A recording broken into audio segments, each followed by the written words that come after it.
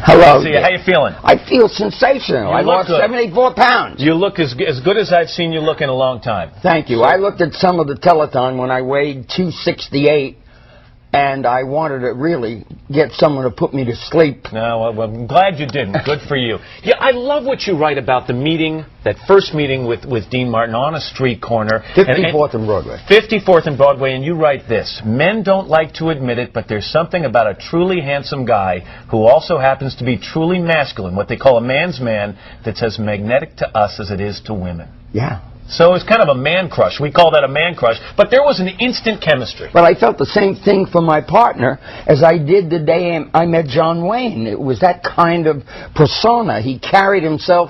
You'd think he was coming out of the Bank of New York with $200,000 in his kick. He had a $5 bill praying for enough for dinner. But he never would let you see that. You described the smile. It was that warm glow of a smile, but he never quite let you in. And I'm curious what you meant by that. He never let anybody come beyond here. And there was a reason for that. He was very reclusive, and he loved his silence, and he loved his westerns on television.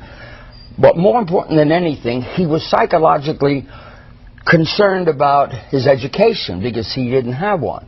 And he thought maybe he wouldn't be able to communicate as intelligently as others. And I banged on that for the first year and finally got him to get off that. There was this magical dynamic between you two, a chemistry. And you've been compared to some of the other great comic duos, you know, Burns and Allen, Hope and Crosby. You say, though, that one of the major things that set you apart is you guys would go on stage without a script.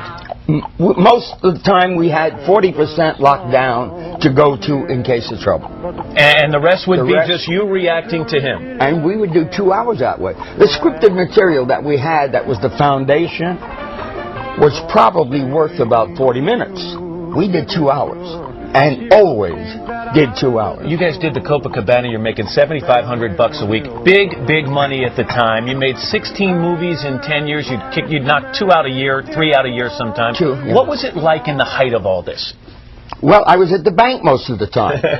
Making deposits, not withdrawals, right? Never a withdrawal. To Martin and Lewis, oftentimes it was written about Dean by television writers that they would say, you were the genius. Yeah. You had the talent, and they would say he was a lush.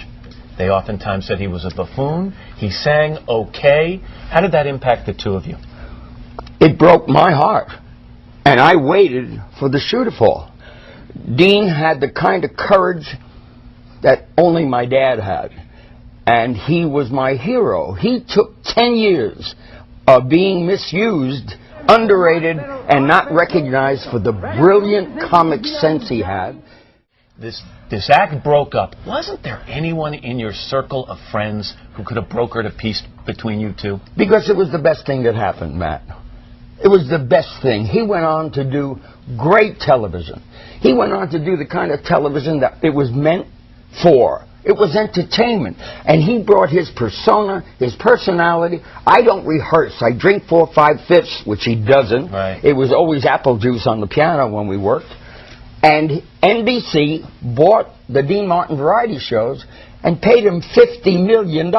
You both, as they say, did pretty well. Okay, so I would like Bosley Crowther, even though he's in his grave, I would like to stick that information in that box, you schmuck.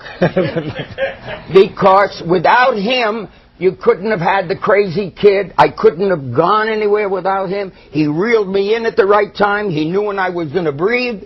And nobody ever saw that. The best part of the title is the part where it says a love story, because if you pick up this book, you really do see that the affection and the warmth between you two. And it's great that after so many years you've shared these stories. Thank you, Matt. I appreciate that.